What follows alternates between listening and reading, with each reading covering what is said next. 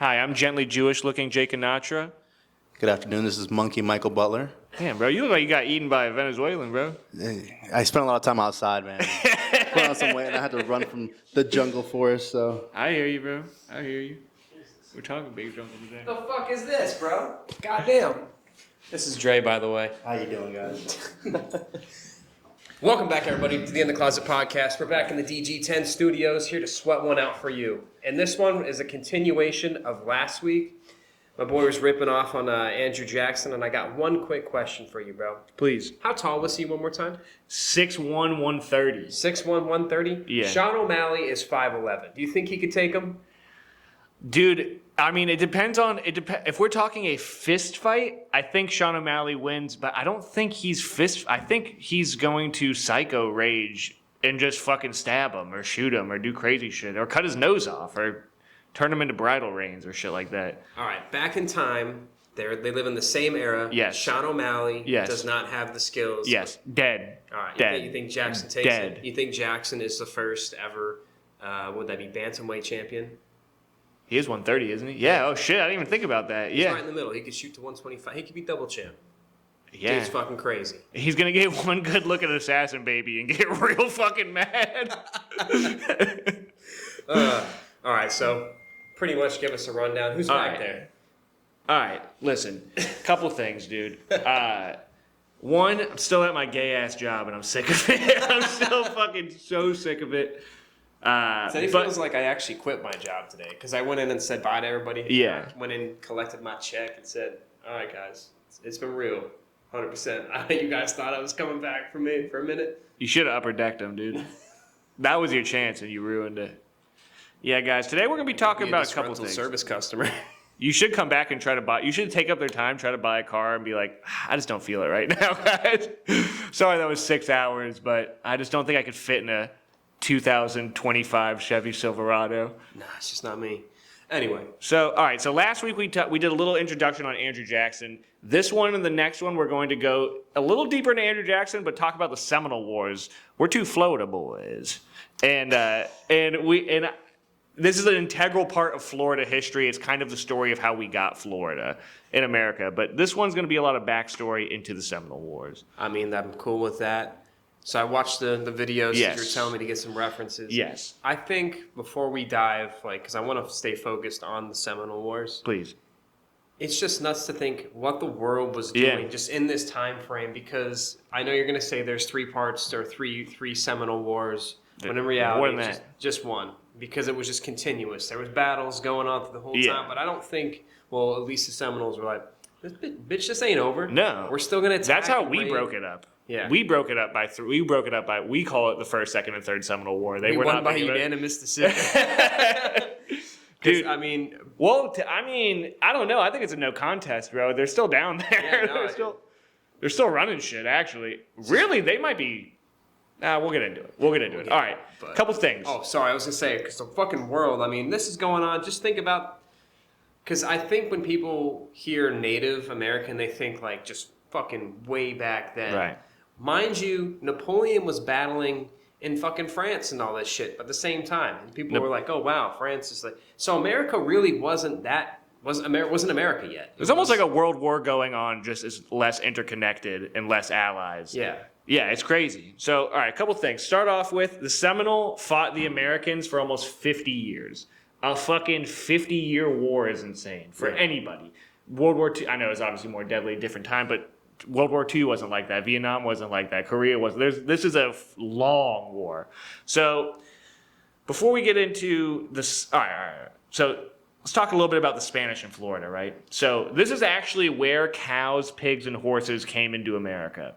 So, the Spanish came into Florida, and they introduced all these wildlife into here, and the Seminole were like a group of Indians that came into Florida and mixed with slaves that were escaping, Spaniards, even fucking like pirates and shit. There's like, they have like the Seminoles were like, hey, are you trying to get away from the white man?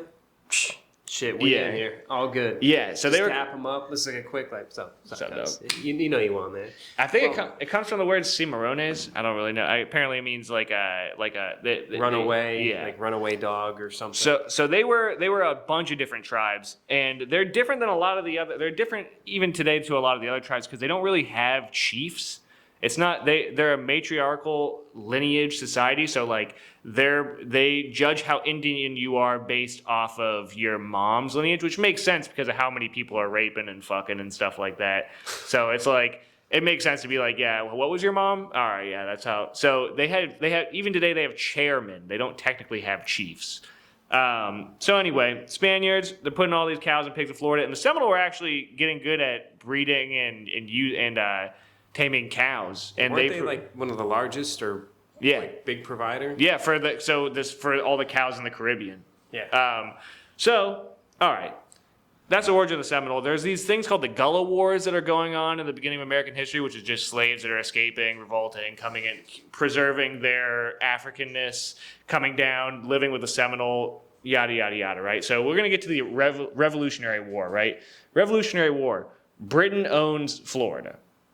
Now, they were befriending the Seminole, and they send the Seminole to raid camps and towns in Georgia, which allows slaves to escape into Florida, and then they go to the slaves and go, hey, we'll give you your freedom if you want to, fight the Americans and shit. And they're already mad, so it's kind of a win-win-win for the British. So the Americans are like, knock that the fuck off right now. So they promise freedom to fight the Americans, right? The British lose. Don't know if you know that or not.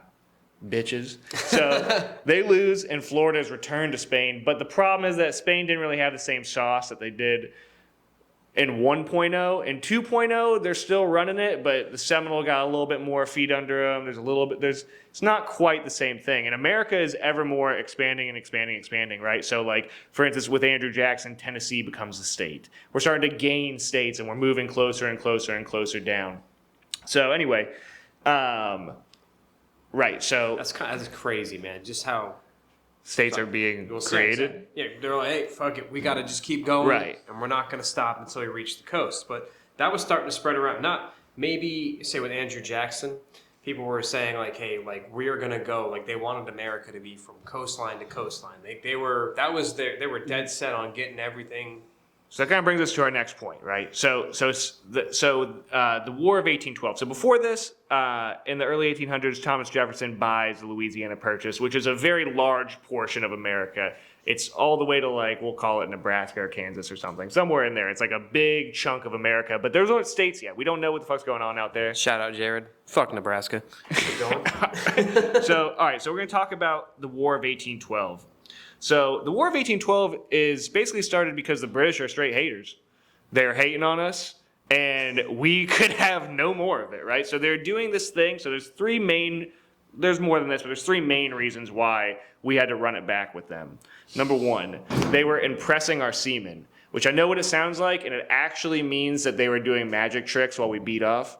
What? Oh, never mind. That's not what it means, actually. So they were doing this dumb shit. They were trying to fuck with our trade because they're all salty.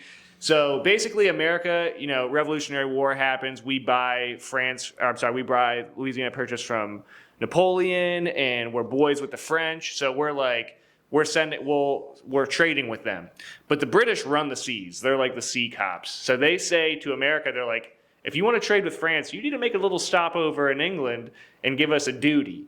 And we're like, what the fuck? So they did do that, but there's also a lot of How fucked up is that? People just came back in the day like, you better come over here first and give us some money if you want to cross over it's crazy. So what? Dude, fuck you. It's worse than that. Yeah. So obviously the American spirit traders are like, suck my fucking dick. We're going to France. So as they're getting over, the British would stop these boats, kill some of them, and then the rest of them be like, you're in the British Navy now. Now you're in the Navy. You're not American anymore. Now you're in the Royal Navy. So America's like, oh fuck, bro, you're literally kidnapping our boys. So strike one. Strike two is that they're befriending they're making alliances with different Indians, right? So there's this guy named Tecumseh, and Tecumseh wanted to start Would you like Tecumseh? That's what he sounded like. Yeah, so he wanted He wanted to start like a confederacy of Indians. So he was like, That's wild. yeah, he was like, Indians still had slaves yeah, before Florida. Oh, yes. And that's actually why one of the reasons why Seminoles came down to Florida, because they're like, we just ain't with that. They had slaves too. I mean, it was different. It was different. I think there was, unless this was a super. I watched 2 documentaries. I watched the one you sent me, and I tried to find one that's a little different. And the second guy was a British dude going over it, and he was saying Osceola and the Seminole, and I was like, I don't know if I trust this guy. Yeah. And he was saying that like natives that were against the slavery started to migrate down to Florida. I was like, I wonder, but I did think that was interesting because I mean, again, some Indians, Native Americans owned slaves, but other people were like, nah, that goes against our way of life. The Seminole are a very, very unique group of Indians compared to all the rest of them, right? Because Florida pre-Spanish was still fragmented by the Calusa and all these other tribes, and some of them did have slavery, right? Like they would pick you up as they'd pick up slaves. But as all these tribes and slaves are moving into Florida, they kind of had no choice but to adjust their like way of life and stuff like that, because it's like New York compared to one town in Mississippi. It's like you're getting mixed, you're seeing a lot more shit. So they just had a different way of life compared to a lot of the rest of the Indians in America.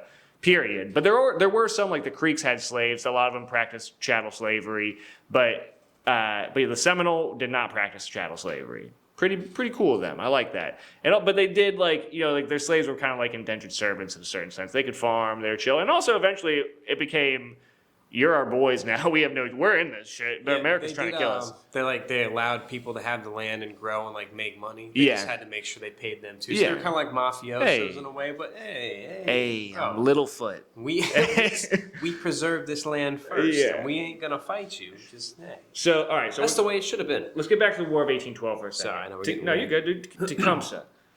Nice. So Tecumseh, he's like, fuck the Americans. I just want all the Indians to get together. We're boys, they're not. And the British are like, pretty cool idea. We also don't like the Americans. Why don't we make a little dealsy? So Tecumseh makes a deal with the British, and they literally take over Detroit. They take over Detroit, and America's like, you this motherfucker. And he goes to this holding it down. Bro. This is part of the 8 Mile, bro. So this is what Eminem was rapping about. Yeah. So eventually we kill him in Canada. So those are 2 reasons, right? Another big reason for the War of 1812, we wanted Canada. And let's be honest, look at a fucking map. Look at a map, England. This is you. This is our hat. This is us. That's you over here. I know this is yours right now, but come on, dude. So that was the American ideal, and British was like, we can't have that. So all this is boiling over, right? So let's get to the year 1812. So President James Madison sends General George Matthews to approach the Spanish governor of East Florida to acquire it. And he raises a volunteer militia in Georgia and seizes the town of Fernandina. The militia are called the Patriots, and they try to give the land to the USA. So they starts off like a little proxy war. He gets like his own little boys. That sounds fucking crazy. No, he gets these volunteers, and he's like, "Yo, you want to go fuck up the Floridians?" Because this was like a smuggler town, right? So there's people smuggling, and this messing up American trade. So the president's like, just send a little sneak attack in there, give him a little what for. And this is actually likely a conspiracy by James Madison because it was a smuggling town. So anyway. He sends in these patriots. This is 1811, I think. This is where that starts in there. Mm-hmm. So he sends in these patriots, and they beat the shit out of everybody, and they take over a fort, and they go like, "Sup, dude? Now that we did this for the Patriots, we're just gonna hand this over to America real quick." I'm feeling like a little sporty today. I know you played some football the other day. Yeah, but I gotta talk about the baby shower. So you're saying Patriots.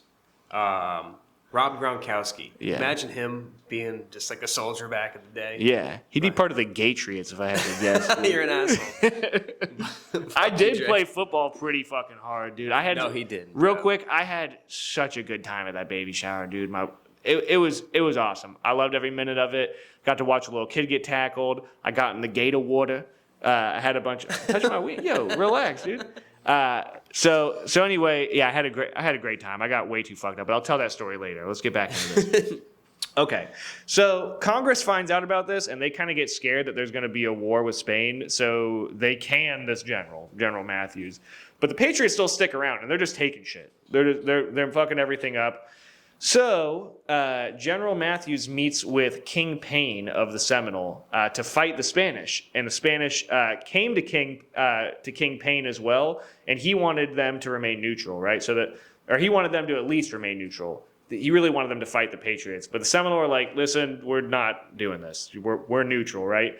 So the Seminole didn't really like the Spanish as much anymore because they got a taste of the British rule. And when they came back, they were like, fuck these guys, dude. They're not holding down for us as much because they're not as like, trying to beat up America, and they're not, Yeah. So they're like, we don't really like the Spanish guys anyway. Now, Cowkeeper, who is King Payne's predecessor, I love these names, dude. Cowkeeper's awesome.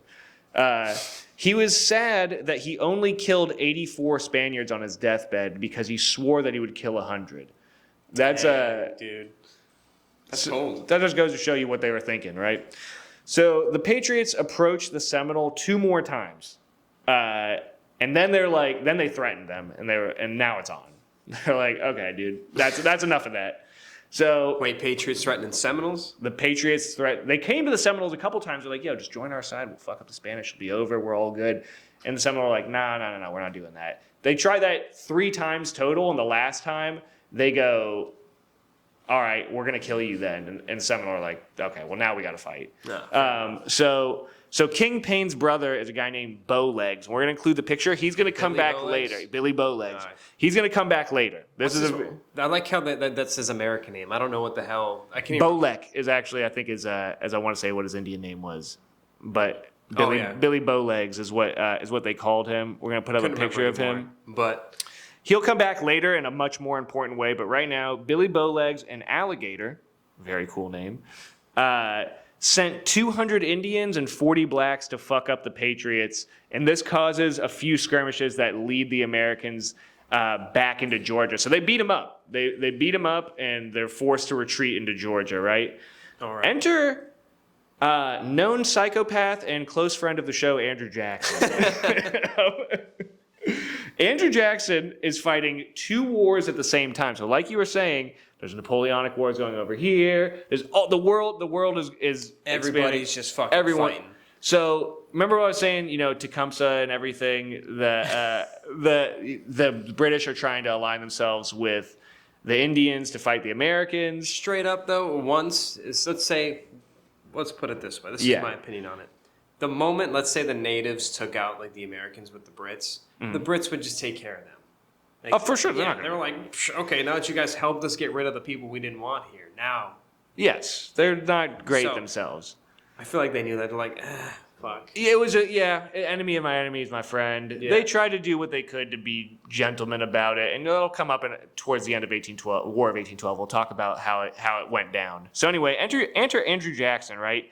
So there's 2 things Andrew Jackson hates: the British and Indians. And he's like, you're telling me that the British and the Indians have teamed up? I can't have that. And they burned down the White House? We got a fucking problem here. Yeah. So he's sent down to fight the Creek Wars, right? So back in the day, keep in mind, Spain owns Florida. Now, Florida's divided into East Florida and West Florida. East Florida goes all the way pretty much to like New Orleans. And West Florida goes all the way to New Orleans, right? And East Florida goes all the way to the Atlantic. So there's this like area in between, that, like on the Panhandle, basically, where the Creeks live, which are all these tribes in Alabama and stuff like that.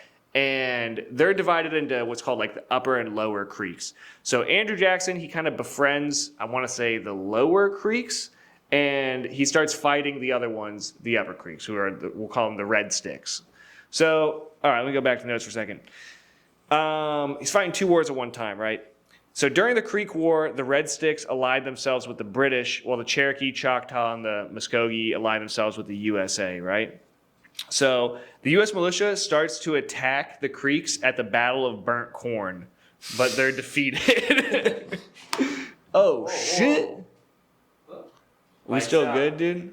Hold up. We're going to take a quick cut. We lost our lighting.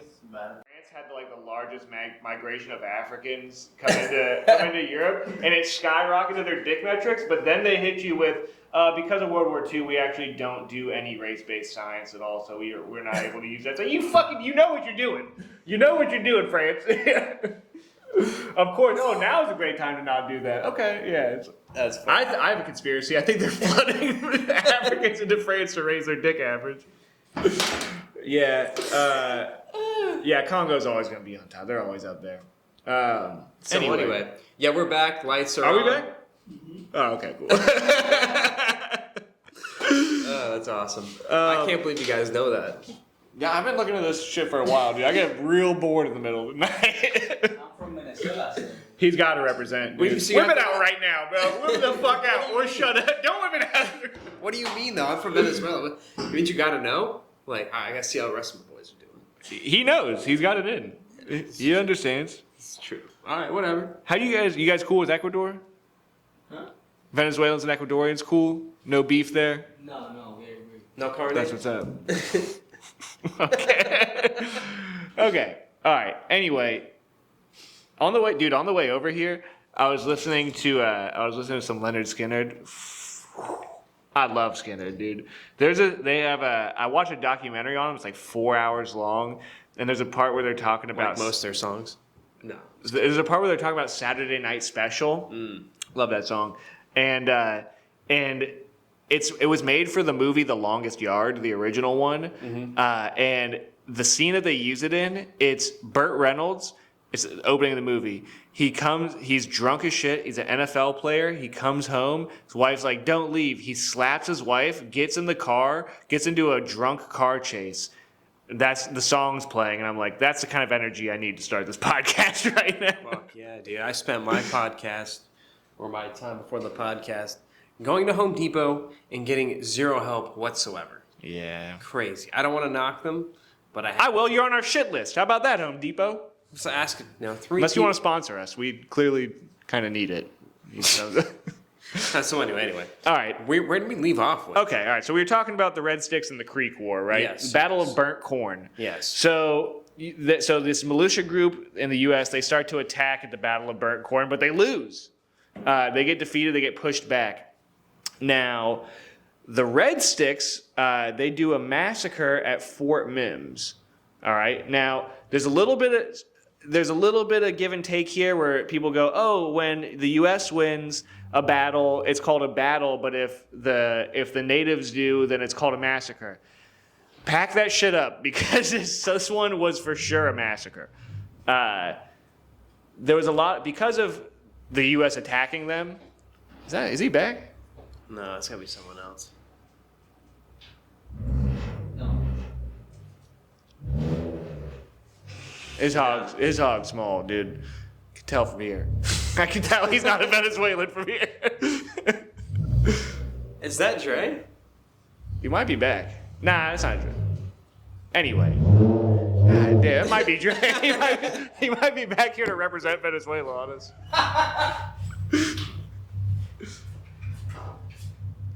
I would get pissed if that.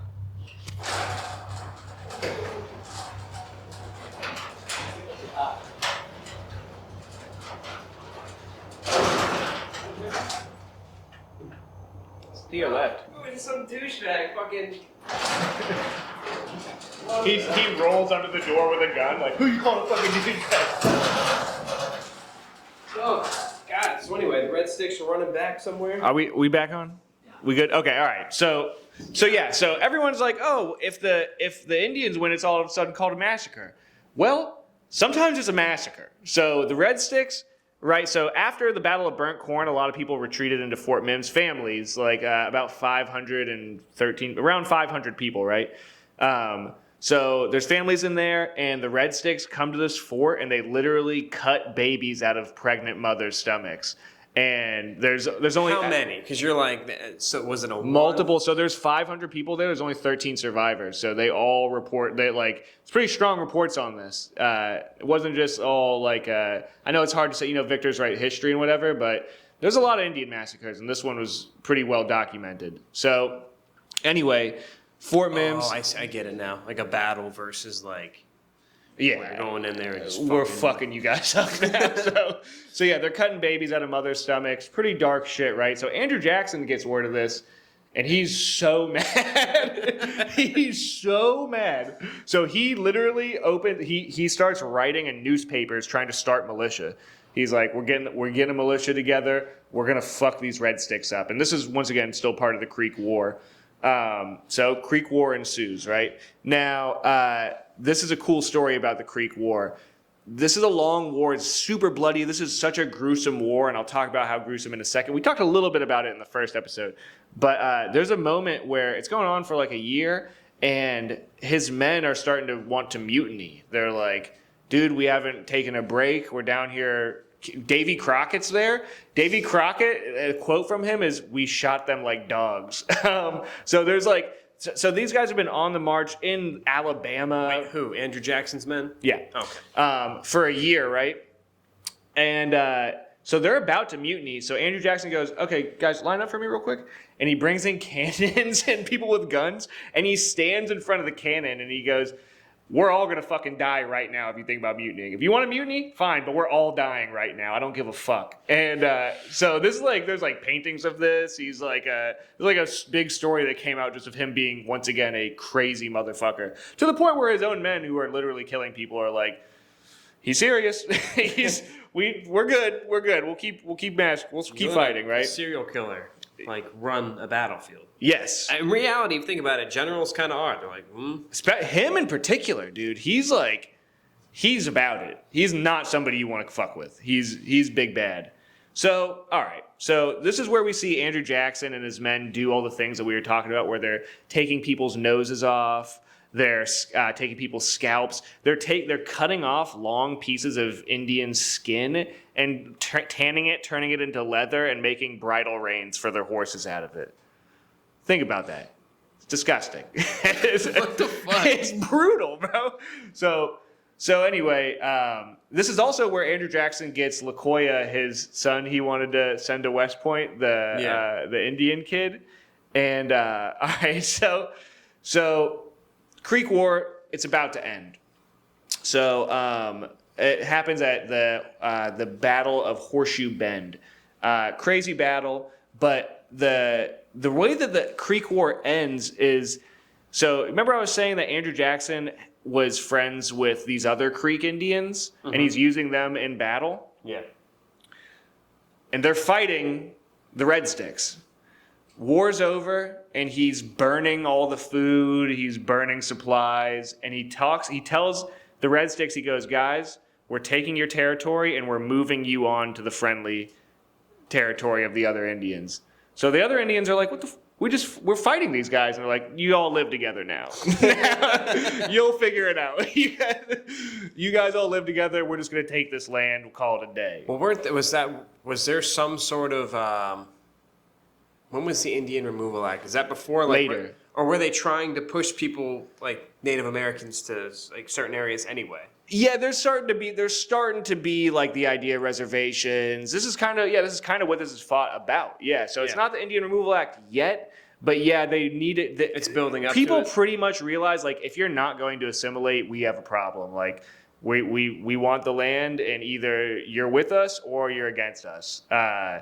Especially with Andrew Jackson, he's like, even if you thought you were with us, you're against us, and that happens with the Seminoles too, where they're like, "We'll chill," and they're like, "No, you're not.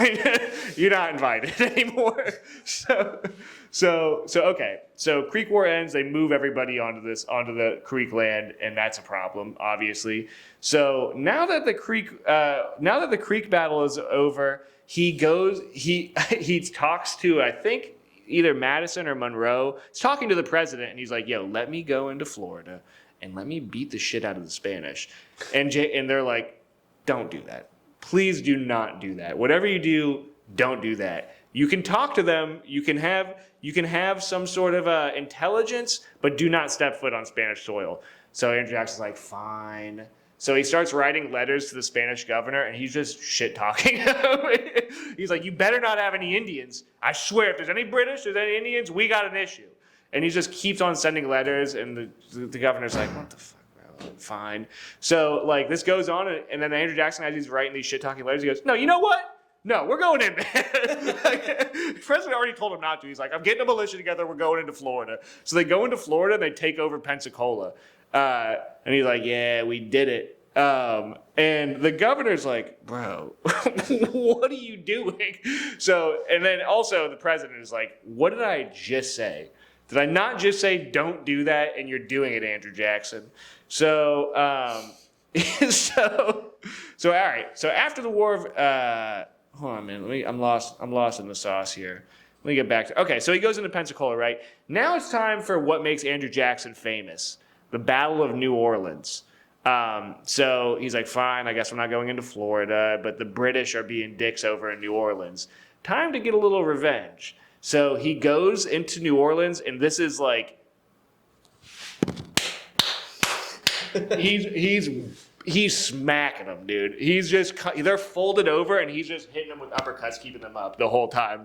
They're finding bones in the swamps for years. He goes in there. He's a major general, has no authority to do this, and he goes, martial law. And they're like, what the fuck? And he's like, no, I said it, martial law. And so he's just walloping him, dude, beating the shit out of him. And he just keeps martial law for like way too long. But people are like impressed. They're like, holy fuck, he's doing it. Like he's actually, and this is the end of the war, right? So I think it's called the Treaty of Ghent. The War of 1812 is basically over. They brought Canada in. They burned the White House and shit. This is Andrew Jackson's so mad. And but there's already like, because of the lapse, and we talked about it in the first episode, because there's a lapse in time to get across the Atlantic, he doesn't know that there's a treaty that's already on the way. And he doesn't care either, even if it did. Well, and once again, we're going to talk about that. He doesn't give a shit at all. So he's like, now the British are in trouble too, by the way, because they're fighting battles in Europe. They're, like, it's time for this to be over. Even though they're beating us up on the northern front and burning down the White House and stuff, Andrew Jackson is ready to go, dude. He's fighting two wars. He's cutting people's noses off. They don't want that smoke. You don't want Andrew Jackson in Detroit, bro. So anyway, he's like, martial law, I said it. And there's a judge that's eventually like, hey, no, we're done. Let's restore order. And he takes that judge and he walks him 4 miles out of the city and is like, martial law.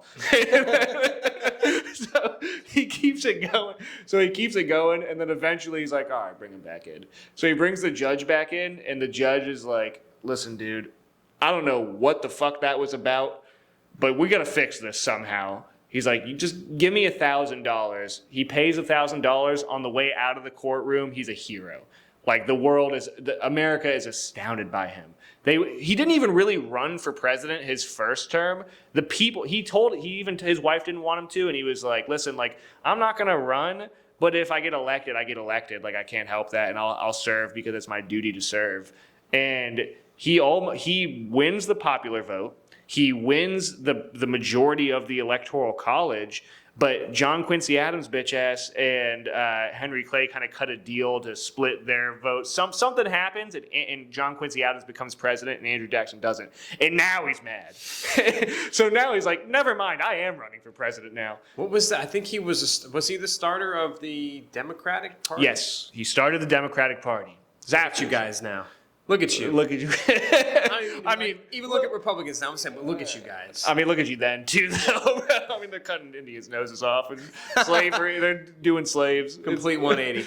I think about 360, bro. So anyway, all right. So anyway, Andrew Jackson, Battle of New Orleans, just smacks him. He's on top of the world, right? So now, on the way out there, also, by the way, when he captured that fort in Pensacola. Doing good? Are we doing good? No, I'm good. I'm high, but we're good. Does a fan get you though? It's fine. Yeah, we're fine. Thank you. Shake my hand. I can't tell. No, some people definitely got raped in this one. God, never mind. There's a lot of that. Well, you were saying earlier, but yeah, I mean. So, okay. There's a lot to digest, I know. Yeah. We're not even to the Seminole War yet. So, we're moving. Andrew Jackson. Mm-hmm. War for French, whatever the fuck. Mm-hmm. The War of 1812. Okay, so how are we getting back to Florida? Seminoles? So Andrew Jackson wins the Battle of New Orleans, and right before that, he captures that fort in Pensacola, or at least the town of Pensacola, and the British blow it up. And so he's on his way back.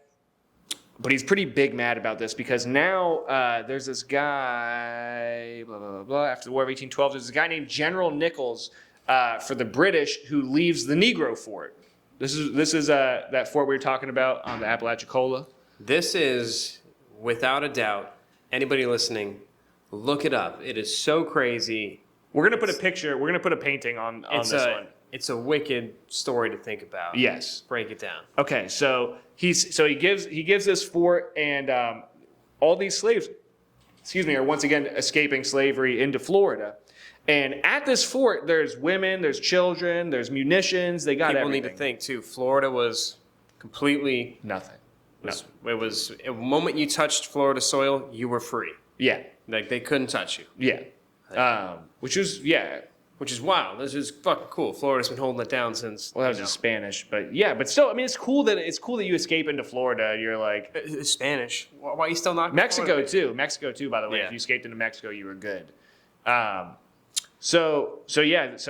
All these slaves are escaping into Florida from southern Georgia and stuff like that, and it becomes part of the Underground Railroad too. Like word gets out, and you're starting to hear rumblings. Plantation owners are hearing rumblings. Everybody knows about the Negro Fort, and slaves are starting to escape.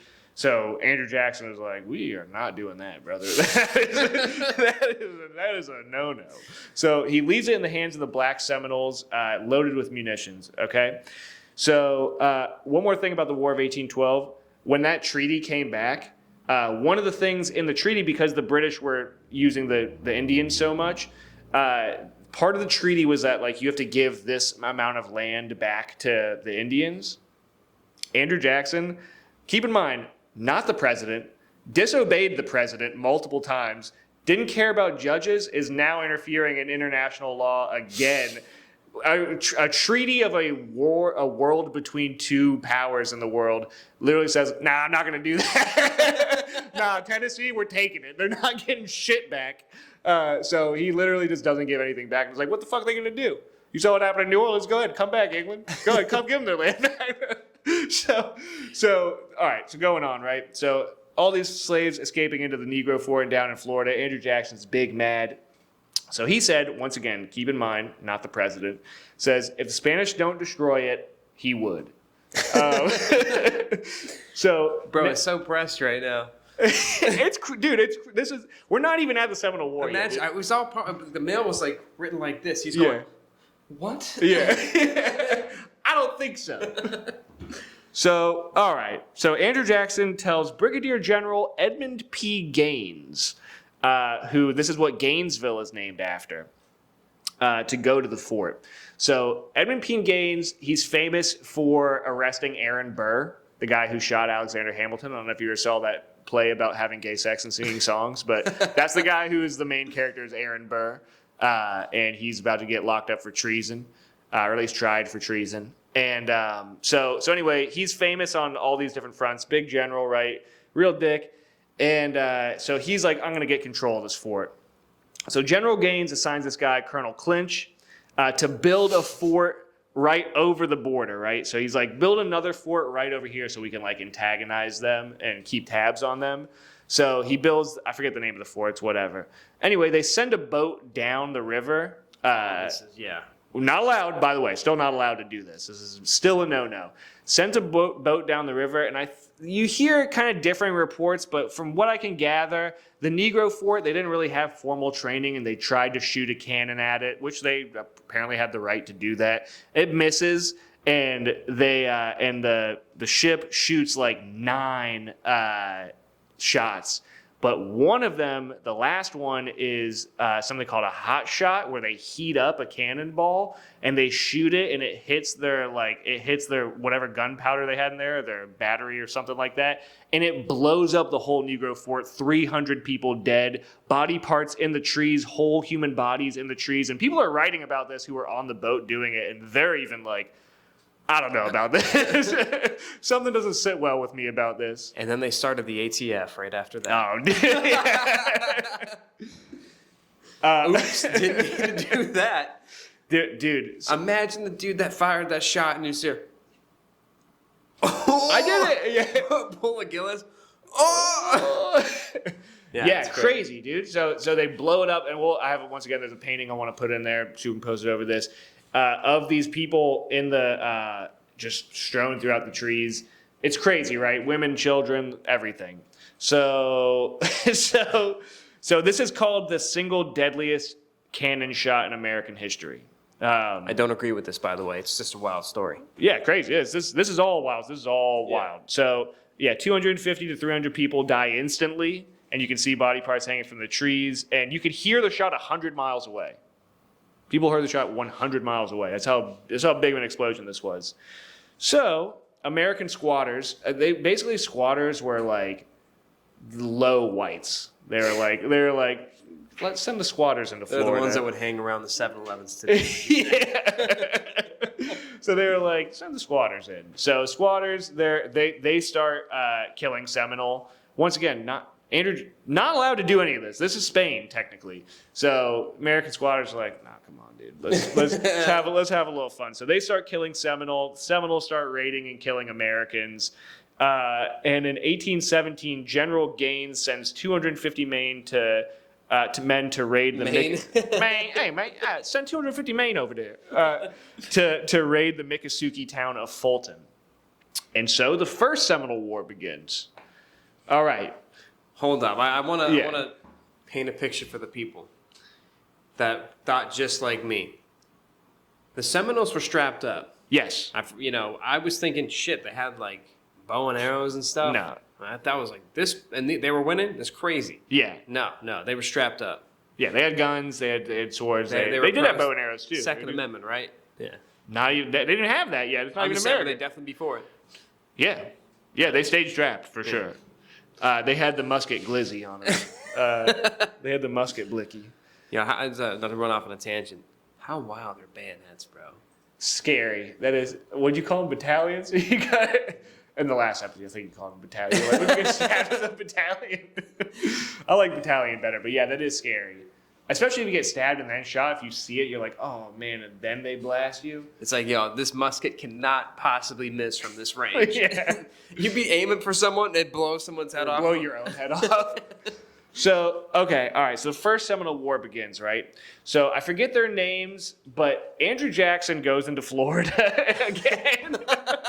Once again, no authority, not the president, not supposed to be there, big no-no. And he finds these two British citizens. I don't remember their names. Oh, yes. Yep. So, but he finds these two British citizens, and he's like, you're aiding the fucking Seminole.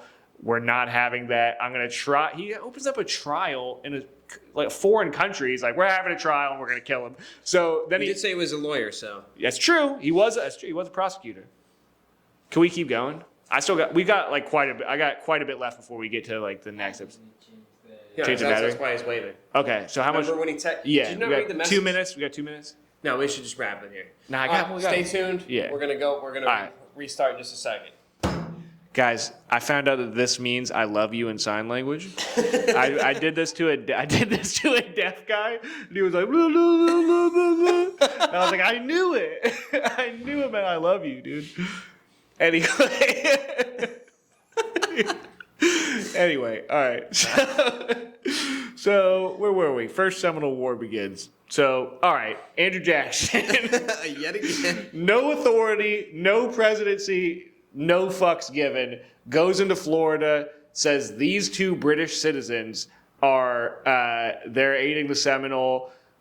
We're killing them. So he kills them, and this makes world news. Like, Wait, hold on. Was this where they posed as like a British ship and had like they kind of caused some I hope I'm not speaking too wrong, but did you hear about that part? Did I see the same thing where they had American people commandeer a British ship and brought people on like, oh, you're fucking traitors. Like they brought Native Americans because they kind of tricked them to going on the ship and they killed them and shot them off. oh, when the Native Americans shot the ship with the No. When the not the whites. I mean the Americans. I mean they are whites, but yeah, they posed as like British officers and found, these people boarded the ship like, oh hey, what's going on, guys? Like we got news for you. And they're like, fuck you, we got news for you. We're not. I think had something to do with the War of 1812. I don't really remember. This part I kind of breezed over. Gotcha. So I don't really remember, but I do know that they were I know that they were trading, so that could be it. All right, One of them was like a Bahamian trader. I think they're half black. But anyway, they're British citizens. Yeah. And so Andrew Jackson kills both of them. And in a state that he's not allowed to do it in, everything's wrong. And this makes world news. And the British are like, he's a barbarian. Like, this is blowing their mind. Like, how could he do this? How could you have done this? Yeah, I can't believe you've done this. So the British are furious. The Spanish are furious. They're like, bro, again, get the fuck out, bro. What are you doing? You came back into Florida. You're killing British people. What are we doing? So the Spanish are mad. The British are mad. Congress is mad. They're like, yo, you're trying to start a war with Spain without the approval of Congress. You should be censured. So Andrew Jackson says, this is between me and the president. So he says, this is between me and the president. And Congress and the Senate, they threaten him and they say, he's wrong. So they're like, no, you're wrong. This is about us. And so what he does is he threatens specific Congress people and senators with, quote, cutting their ears off. He said, I'm going to cut your ears off. Again, he loves this one. So hilarious, right? So, but here's the problem. He's such a big celebrity. Everyone hates it. Like, and people are making fun of him in Washington, D.C.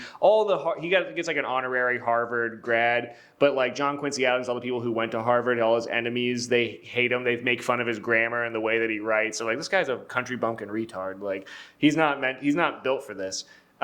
So anyway, the thing is though, the people love him. So he has to like literally change to riding in a stagecoach. Anywhere he goes, people are like, that's fucking Andrew Jackson.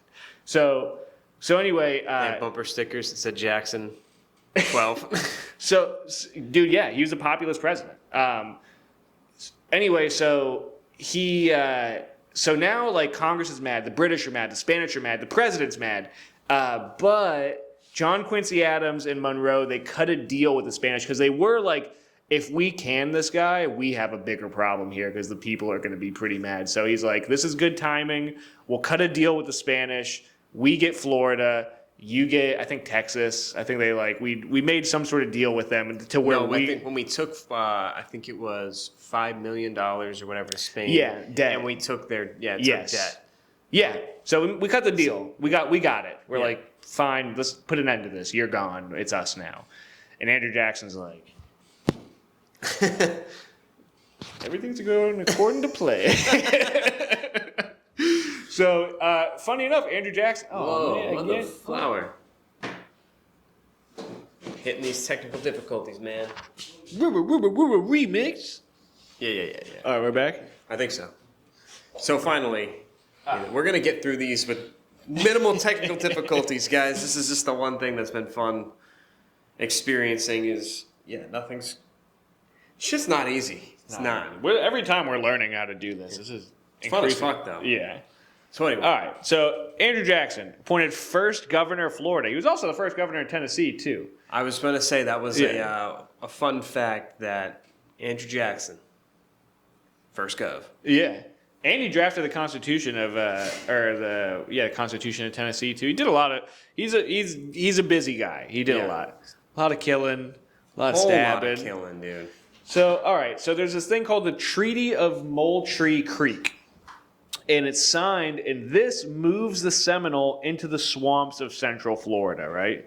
So we're from. You do not want to be in Central Florida. You don't want to be in the swamps of Central Florida. That's you don't really want to be in Florida at this point in time anyway, because it's brutal. But they learned how they had raised freaking the houses. They had they kept it open. They didn't do like the typical teepees. Yeah. Like they thugged it out. The Calusa before the Seminole, they built canals.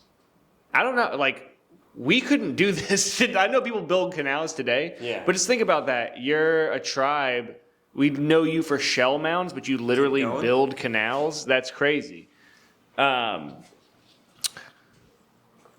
So, Also, I do want to tell you the baby shower story after this. All right, keep going though. Okay. All right, here we go. Andrew Jackson. Treaty of Moultrie Creek is signed. This moves everybody, all the Seminole, into Central Florida for 20 years, right? So they say, we're going to give you food, pigs, we're going to give you money, we'll put a blacksmith, we'll put a couple schools. For 20, you got 20 years in the center of Florida while we figure shit out, right? So not a great deal. Not a great deal, especially if you're literally you've been here for over 100 years, right? Yeah. Cheetah chain. Okay. So this is where we get into the Second Seminole War. Now, the Second Seminole War, we're mostly going to be talking about next time, but we're going to tee it up right now. So some Seminole are, they're sent west of the Mississippi to check out the land that they would be sent to.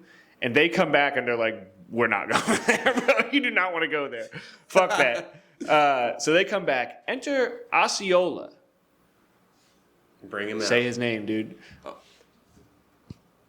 Osceola. Osceola's the man, dude. He's half Creek. He's half Red Stick, actually. Half Red Stick, half Scottish. Which is another thing too, is that like you'll notice that like there's Billy Bowlegs and they have like Indian names, but a lot of them do have just straight up English names because they're intermixed with British or Scottish traders or Spanish, So anyway, so Osceola, right? It roughly translates to black drink shouter. Which is pretty cool name. And the black drink is made from Yaupan holly, which is America's only native caffeinated plant, right here in Florida. Nice. So the shouter is because of the ceremony they would do with it. It had something to do with like a shout, something like that. Anyway, he had a black wife. He had two wives, but he had a black wife named Morning Dew, which is pretty cool. That sounds like a stripper. So, all right, 1832.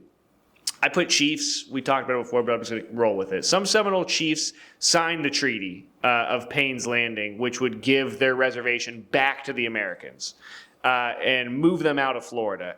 Osceola is said to have looked at the treaty, pulled out his knife, and stabbed it with a knife. And people have gone back and examined it because it was like a rumor. There wasn't a lot written about it, and there is a hole in the treaty where Osceola stabbed it with a knife. Pretty tight of him. And he's like, that's the only signature you're going to get from me. Super tight. Yeah. So, okay. So the 5 most important Seminole chiefs, again.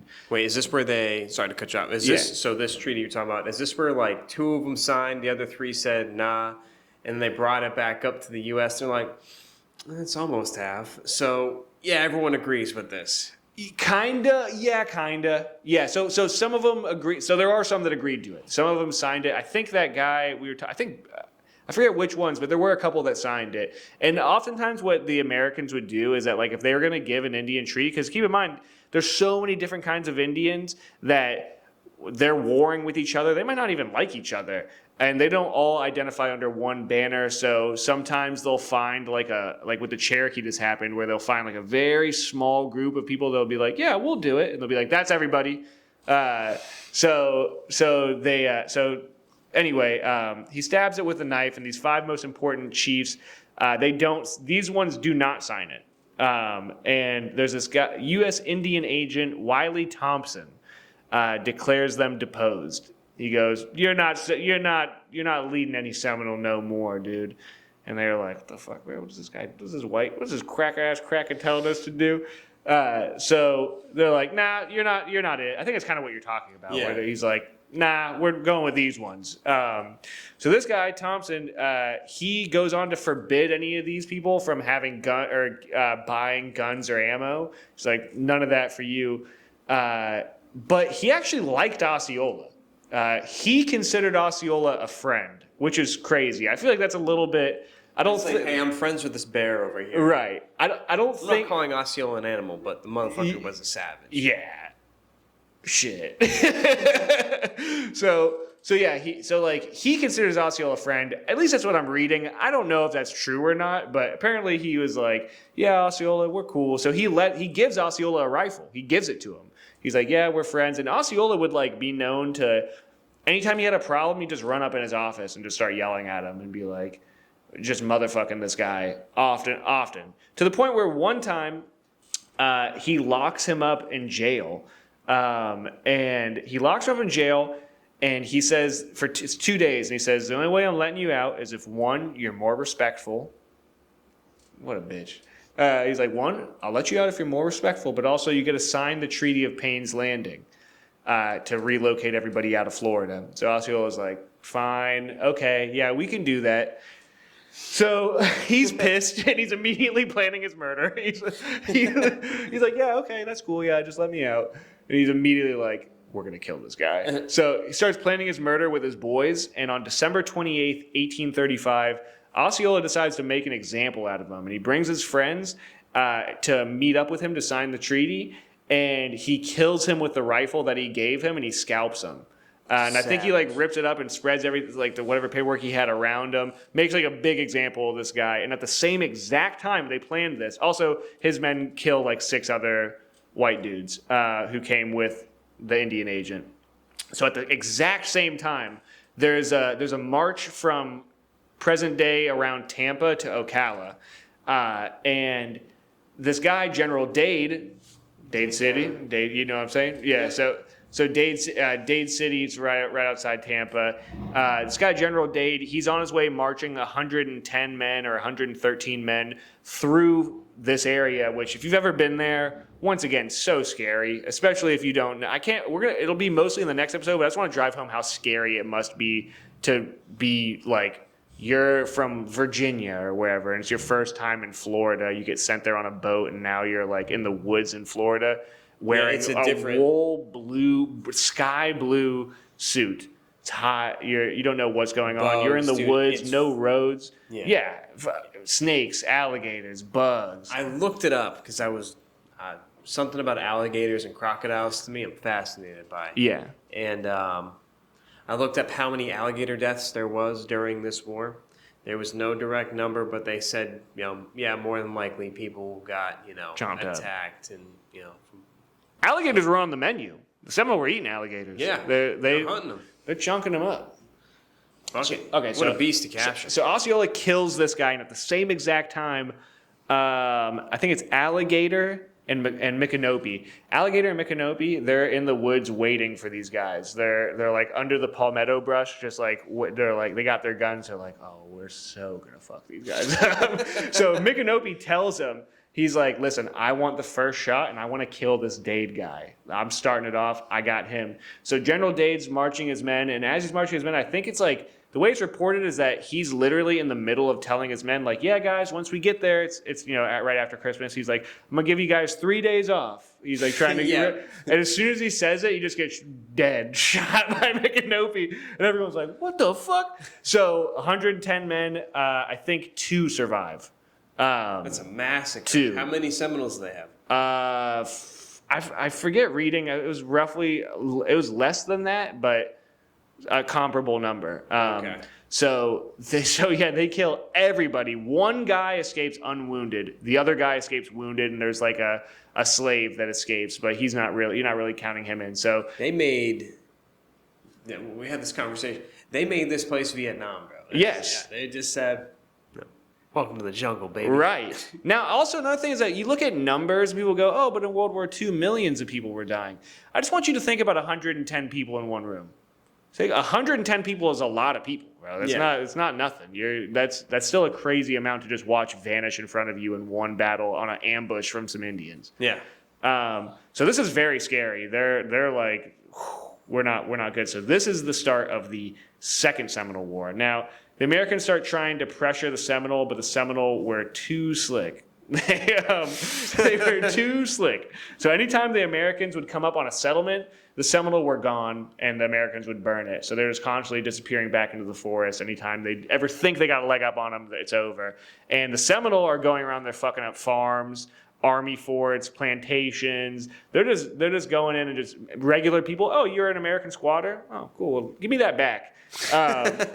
Now, this is where we're going to stop. Yep. The next part gets even crazier. But this is the lead up to the first part of where the Second Seminole War starts. Yep. Pretty nuts. So to wrap up and to summarize, Andrew Jackson said, want Florida. I want these natives. Seminoles are the natives, and they're saying, not going to happen, Chief. Yeah. And it's going to get crazier. He also said, I don't care about the British, I don't care about the president, I don't care about Congress, I don't care about the Spanish. Andrew Jackson said a lot. He doesn't care about nothing. Facts. But anyway, so that's going to wrap up for part 1 on this. But what's up, bro? Okay, dude, This guy says he plays football. I don't regularly play football. Ricardo. Do you think you can catch a football with one hand? No. What the fuck? Well, I did. One time. That's so cool. So I was at my boy's baby shower. Best day I've had in forever. Like, I can remember. It was so much fun. I started drinking it. For the record, I'm not a big drinker. I don't really drink. I don't really smoke weed. When it's time to party, I'll party. I'll get down. But I'm not regularly doing this stuff. But when it's time, it's time. So I started drinking around 2:30, right? My boy comes. We're at this baby shower. My friend shows up drunk. He's literally trying to do parkour and falling on the ground. And a football comes out. Because it's such a big family, there's like a lot of kids, and they're playing pee-wee football and so on. I think the oldest is probably like 15 or something like that. And so they want to play football, right? So my friends, some of them are former college, athletes and stuff like that. We're like, all right, we'll run some routes. Right? And right behind this is some gator water. Down there in the bayou, boy. You go up in there with a little gator.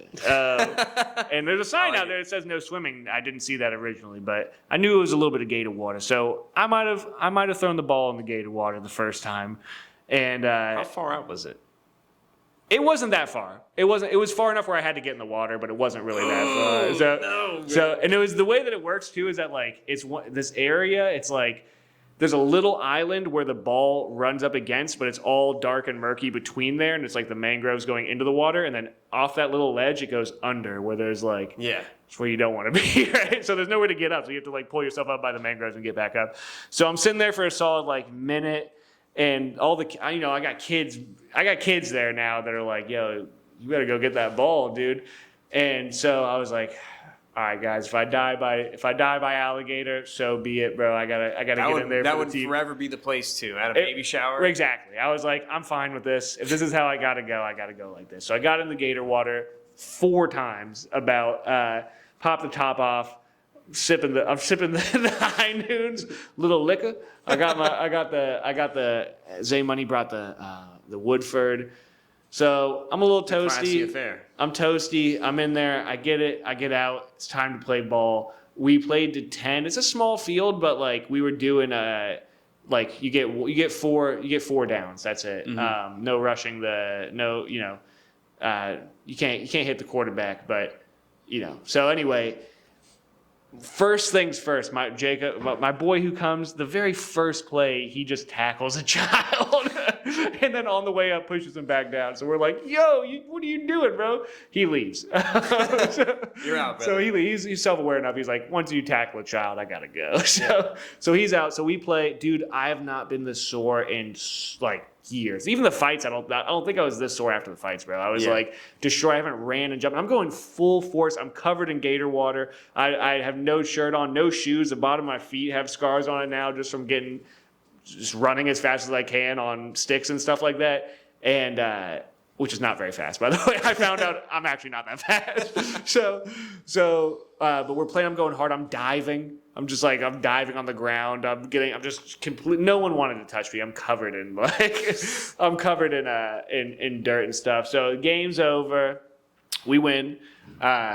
And it's such a blast. And Zay's like, all right, I'm going. We'll take it back to my house. And I was like, nah, I got the girlie with me. I got to take her home. I'm not coming. So then take old girl home. And she's like, oh, come on, dude. I'll take you. You get an Uber back. I'll take you up there. And I was like, cool. Didn't bring my wallet. Only got my phone, right? And it's running low. So I get up there, and there is like, our boy goes and gets an inordinate amount of liquor. There's tons of liquor. And we're drinking him, hanging out with his family and his parents, and it gets to the point where he falls asleep. I do not have a number of drinks I can tell you that I drank. There's just all night. So anyway, everyone's asleep. I don't have. I have like 1% left, and no way to like I have no wallet either. So they're like, hey, we're going to Peekaboo, which is like a, we're going to like a, it's like a hitting the strip club, baby. We're hitting the club. So I was You know like, what would make this night even better? in the club. I'm in the club. So I was like, listen, guys, as long as you can, like, if we get there and they turn me away, as long as you guys get me an Uber, I'll come with you guys. So they're super great, coolest guys, very, very cool guys. And we go up there, and they got these 2 armed bouncers, and they're like, oh, you ain't got no ID, and he's like, yeah, but how much is it? Smooth Andrew's like, oh, $40. Oh, cool, here's $40. It's like, all right, now we're in the clear. So we're in there. It's kind of beat. There's like 1 stripper. There's 2 strippers in the entire club. So keep in mind, I can barely talk. I'm fucked up to the point where I'm not really making full sentences anymore. I'm trying my best, but I can hear it myself. I'm like, oh man, this isn't going over good. So he's like, all right, it's beating here. Let's go to the Cheetah Club. And I was like, same thing, guys. As long as I get home tonight, I'm all yours, dude. Let's go to the Cheetah Club. So we get through the first guard. We get through the first people. Cheetah Club. You should have the cheetah chain. Sir, I don't have my ID, but so I should have worn. That would have been nice. So remember, bro, keep that in your back pocket. I need to get a second one bad. So we get to the Cheetah Club. This one's actually a strip club, and I get inside, and they go through all my boys, and then it gets to me, and I'm like, listen, I don't have my ID, but I'm older than all of them. I'm 30. And she's like, I don't know about that. I got to call the security manager down here. So security manager comes down, and he's like, listen, dude, I'm sorry. I just can't do it. And I was like, that's totally fine. Like, my phone's dead. Do you mind just giving me a ride home? And they were like, yeah, we could do that for you. So I'm sitting outside with the guy for like 20 minutes. And we're just talking. I'm trying to. And we're just talking. And he's like, listen, dude, I know you're 30. I know you are, but I need some sort of evidence. If you can just, my phone has like 1% left. He's like, as long as you can just pull up your Facebook and show me your age, I'll let you in. And I was like, no problem. I got you. I'm so fucked up. I don't know how to use my phone. So I'm sitting there like trying to use my phone to pull up Facebook. And eventually he's like, all right, man, have a good night. So I'm like, all right, it was worth a shot. I shouldn't be here anyway. This is a problem. So then a taxi pulls up. In the taxi, I got trafficked that night. I was kidnapped by a Pakistani taxi driver. I get in the car, and he pulls away from the club and then like down the street a little bit and then stops. So now he's got me, and my phone's dead now. So I'm sitting there. I'm like, hey, dude, like, you know where we're going? He's like, well, how much money do you have? And I was like, I have. This is only after he drove off with you? Yes, he drove. That's what I'm saying. I'm like, I have nothing. Now That's it's like, fucking it's fucked up. He insane, trafficked me. He literally kidnapped me and Do you got his trafficked me. name? No, I have no idea what his name was. Pranjeep. He was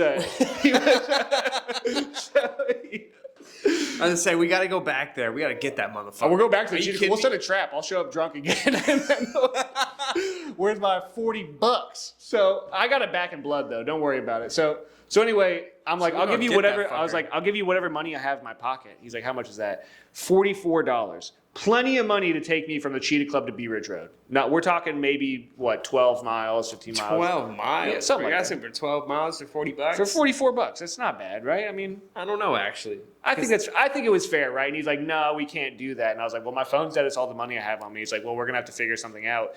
And I was like, I'll tell you what, when my phone comes back on, we'll figure it out. And he was like, okay, give me 80. And I was like, I'm not giving you $80. No, I'm mad. No, like, I'm not giving you $80. So now I'm drunk, mad, arguing with a Pakistani guy. And he's like, so now we're bartering with each other. I was like, 60. And he's like, 75. And I was like, 65. I have no leverage. I'm in his car. So we agreed on, I think, $70. And I was like, fine. So now I'm sitting there like, up in the back of the car, like, and I can tell he feels it. And he's like, listen, man, I'm just trying to make a living. He's like trying to like, Get the fuck he's outta trying here. now. He's like trying to double back on it. Still not giving me a breaker deal, but he's in the middle of talking. And I just roll down the window and I just throw up all down the side of his car. I throw up all down the side of his car, and he pulls over. He's like, he opens the car door, and he's like, you got to tell me. He's like, here's the car door. He's standing right here, and he's like, you got to tell me if you're going to do that. So I look at him, I'm like, I'm going to do it again right now. I throw up on the ground. He's mad as shit. He pulls out a little towel and wipes up the throw up on the side of his car. And I didn't get any in the car. That's fair, okay? You did this. So anyway, I get home, and he's like, I know he scammed me too. I was just too drunk because I pulled out all the cash I had in my pocket. He's like, this is $20. I knew it was 44. I got the money from my boy at the strip club, so I knew how much money I had in my pocket. So anyway, he was like $60, and I was like, whatever, dude. I'm home. I just got to go inside. It's late. I'm fucked up. So I gave him I cash apped him, I think, $60 on top of that. So he got me for $100, which is plenty of money for the whole experience. You Venmo'd him? Yeah. Ooh, can we go back? Yeah. We can go back. Okay. Or we'll get there. We'll get that there. fucker. I'll find his name too, bro. Well, docs.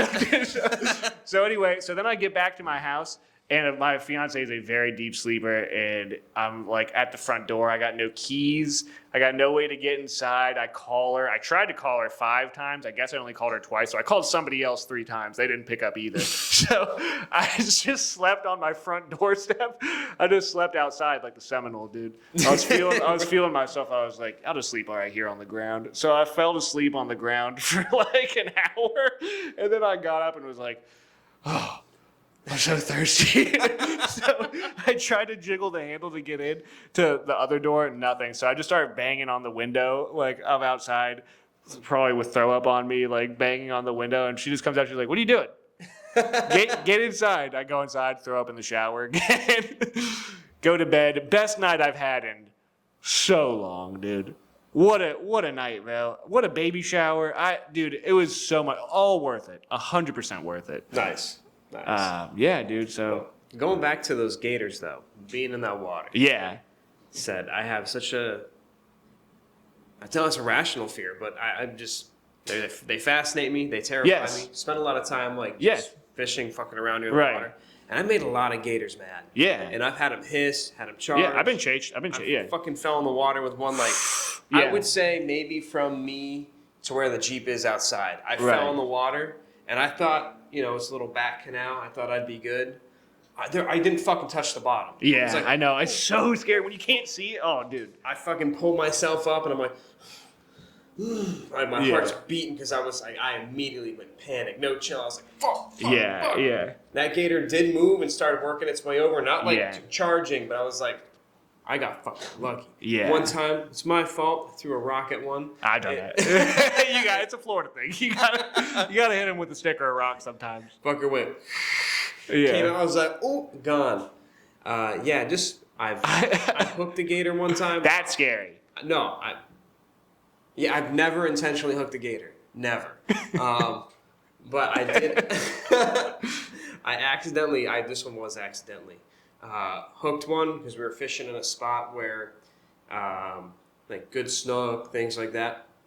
Get one, small gator gets a snook. We're like, oh fuck, big gator snags small gator. Yeah. I'm like, oh fuck, what the fuck is going on? I got Jared was there, 3 other people, and they're like, oh my god. Thing just picks it up, and it's small one's like doing like a little croak, like oh shit. Big one just goes. Starts shaking it. I was like, oh my god. Yeah. Absolutely. When they get down, they are scary. Fucking nuts, dude. I've seen them fight out in the wild world. If that football went in the water, brother, I would not go. I know. I had to do it for the squad. I know you held it down. I'm just saying, me personally, I'll go drive to fucking Dollar General right up the street. I had to do it. I had to get in the gator water. I'm not saying anything against. I dropped one time. You're a better man than I. I've done. This is mean, but I did drop a log on a gator from 10 feet in the air one time. I also got dude. One time I was in. This is a bad story. This is not a good story, but I was at a summer camp staying at my grandmother's house, and I stole her pills. So I was taking some pills, and I was dropping it on. I was in the gator water again. I was in the summer camp where we were going down the Kissimmee River, and I think it was a Kissimmee. It might have been Peace River. It might have been the Peace. I think it was a Kissimmee River. Where are you at? We drove a while. I can't really tell. I want to say I was also fucked up, but I think I want to say it was down the road. I want to say it was Kissimmee. It could have been the Peace River, but either way, Gators. Yeah. So I'm with the camp counselor's grandson in my canoe. Everyone else has kayaks, and we're rocking the kayak, and it submerges with water to the point where it had like a neutral buoyancy. So it's going with the pace of the river, but we're up to here in water, so it's already completely sunk. So I'm just like, this is awesome. We're doing it. And I see one of the biggest gators I've ever seen in my entire life come from basically maybe like a little bit past that, maybe like 20 feet away. Yeah. It's immediate. It's hot day too. It's immediately get in. You can see it. This is the fucking coming right at us. I'm like, oh, and as it's coming up to us, I just feel a hand on my back. The camp counselor just rips me out into his canoe. He had already got his grandson and just started scolding me. And I was like, damn. Thank you. What was he yelling at you? Do you remember? I was fucked up. I don't know. I don't really know. He was just screaming. He was just yelling. I was endangering his grandson. I mean, Did the kid say anything? He was freaked out. The kid was way more. He's like 5 years old, bro. I was with like a 5-year-old kid in my canoe. So the water was So the canoe, right? You're sitting in the canoe. The canoe's not hitting the ground, but it has a buoyancy that's keeping it under the water. Why was but it sinking? Because we were rocking it and putting water in it, and then like getting out into the water, and then You guys never thought to fucking pull up. Sorry, man. Sorry, I know. This is not. I just told you it's not a great. Also, I was probably like 12 years old, so I was like, let's leave it at that. Yeah. But that is fucking funny. Yeah, scary, you dude. Go back, you're like, this kid's like, ah! When you watch him move, though, it's like, Oh, how quickly they disappear under the yeah. water. Ooh. That's what was scary about this one. He didn't disappear. He stayed on top of the water coming towards us. It was really freaky, but anyway, yeah, they are scary. And when you can't touch the bottom and your tootsies are out there. Also, snapping turtles. I don't want to get I snapping don't fucking turtles. snapping turtles either, man. I know you got love for the turtles and ones. And the cheetahs. Yo, I love the shirt, by the way. Hey, thanks, bro. Yeah. Gay guy got it for me. Whoever it was, but yeah, I was good rolls the other day. Good rolls, bro. Yeah, let's wrap it up. Fuck yeah, I wanted dude. to talk about that just real quick. We so can, let the people know. Your weight's becoming a problem. It is. No, I got called fat by a coach. No, I don't mean fat. He calls you fat? He called me pudgy. He did. I am getting fat, for the record. But- I'm going on a diet. I'm just saying, jiu-jitsu has been, with the weight, definitely helping. Yeah. We put on some muscle. You put on some muscle too, dude. We're getting there. See that? You see that? Dang. You see that? All right. Relax, bro. Sorry, I might have to blow a fucking fuse in my head if I flex too hard. Yeah, so part 2 coming whenever the fuck we get to. Yeah. We're gonna have that one's gonna be easier to get a hold of. It's cooler too. There's a lot more going on there. Yes. But it's good to be back in the DG10 studios. What? What up? What up? But no, this is Michael Butler. Follow me on Instagram at Michael Butler with 2 R's, or the In the Closet podcast. What's our handle? In the Closet Pod. In the Closet Pod. In the Closet Pod. TikTok in the with an A Closet Pod.